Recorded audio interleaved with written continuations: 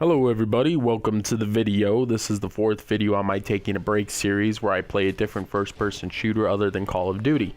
And this is a slightly lesser known first-person shooter game, and it's called Homefront. I encourage everyone to go get it and buy it because it's a hybrid of Battlefield and Call of Duty, and it's just a really great game. It's really cool. But this commentary, I wanted to talk about other YouTube commentators, specifically about the money that some YouTube commentators make, specifically gaming YouTube commentators, because there are original YouTube commentators out there such as Smosh, Freddie W, Shane Dawson, what's the big guy, Ray William Johnson. They make their own content. They film it themselves, they write it themselves. Some of them even have their own little mini corporation that they actually copyright and trademark every video that they post, and that's fine. But when it comes to gaming commentators, there's a reason Minecraft is the most played game in the gaming genre on YouTube. And that's because in the user license agreement, or end license agreement, Minecraft is able to be used for whatever reason. You can make money off of Minecraft. The people of Minecraft do not care. That's the reason people do it. It's free. Because if you're a small channel like me, you know that if you post something that is owned by Activision as far as the content, for example, Call of Duty, owned by Activision, I can't post that content and make money off of it because Activision will not allow it, and rightfully so.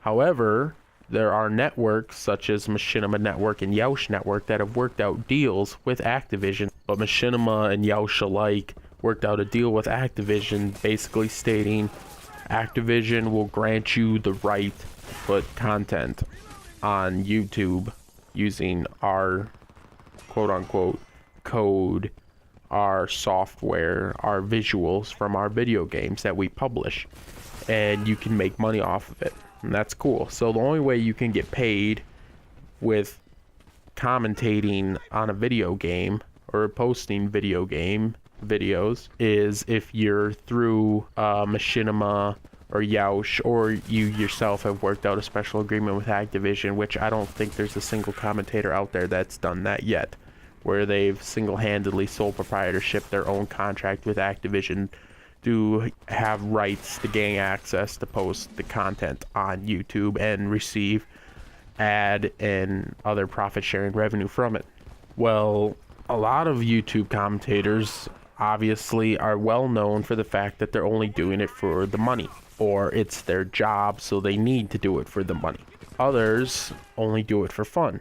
And the best way that we got to find out that who obviously does it for money and who obviously does it for fun was not the obvious commentators, in the sense that the White Boy 7 Streets, the Wings of Redemption, the Woody's Gamertag, these people post videos and they do it for a living. That this is their job, this is their bread and butter, this is what they got to pay their bills with.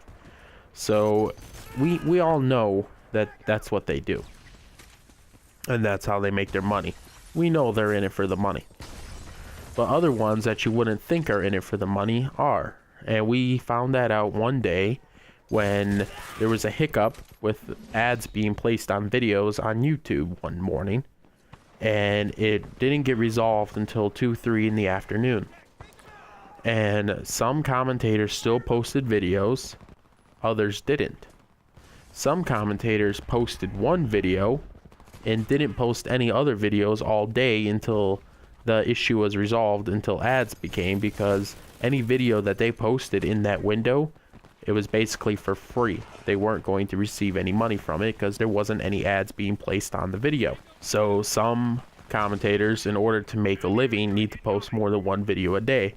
Well, as soon as they found that out, they didn't post any other videos. In fact, some of them even took down other videos that they posted within that window, hopefully so people didn't waste their view, because you only get paid per person per view.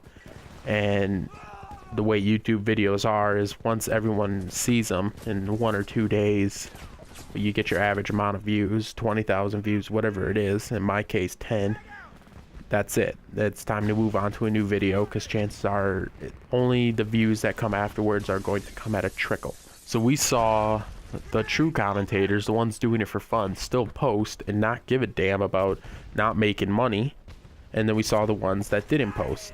Now, the ones that didn't give a damn and made money were, one, people who already had jobs outside of YouTube. So they didn't need this video so they could pay their rent.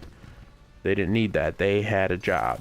Some of them actually are unemployed and didn't have a job, but they posted anyways because it's about the content. It's not about the money. And they posted a video as if they normally would post it. So I think we got to find out for sure who is in it for the money and who isn't.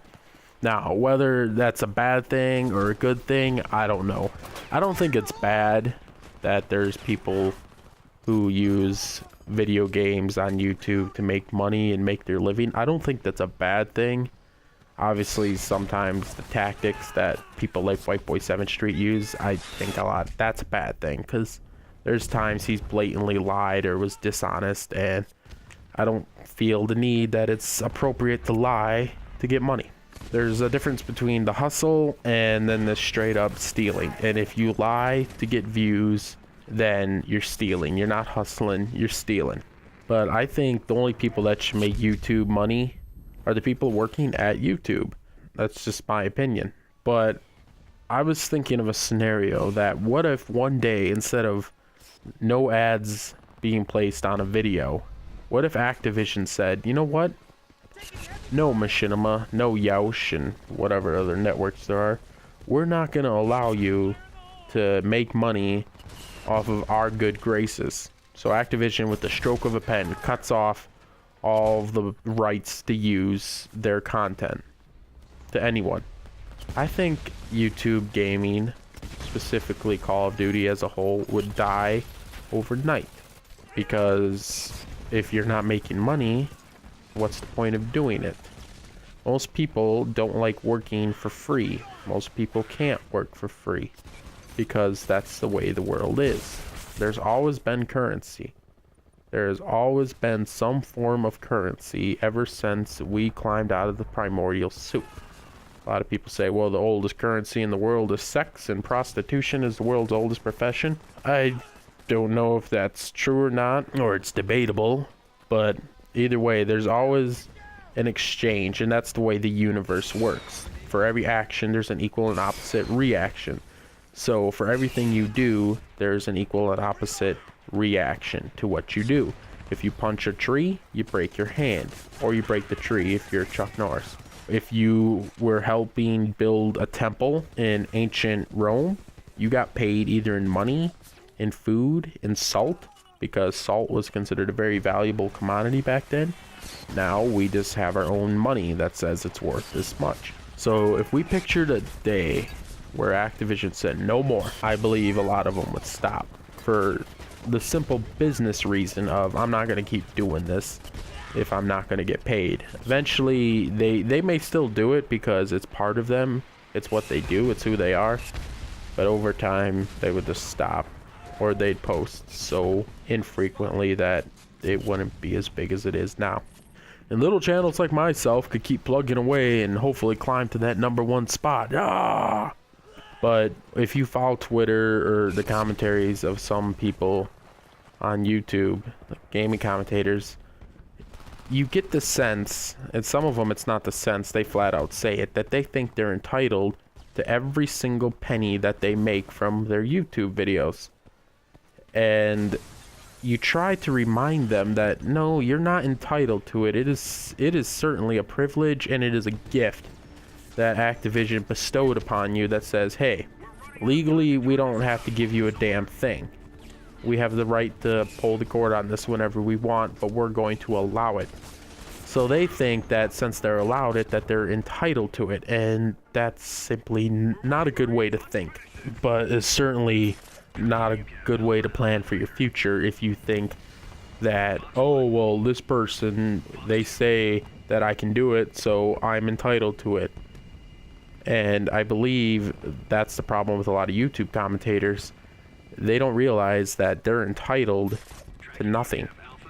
So they should be a little more grateful and a little more conscientious to Activision as far as their rights and privileges, whatever money gets stemmed from them uploading.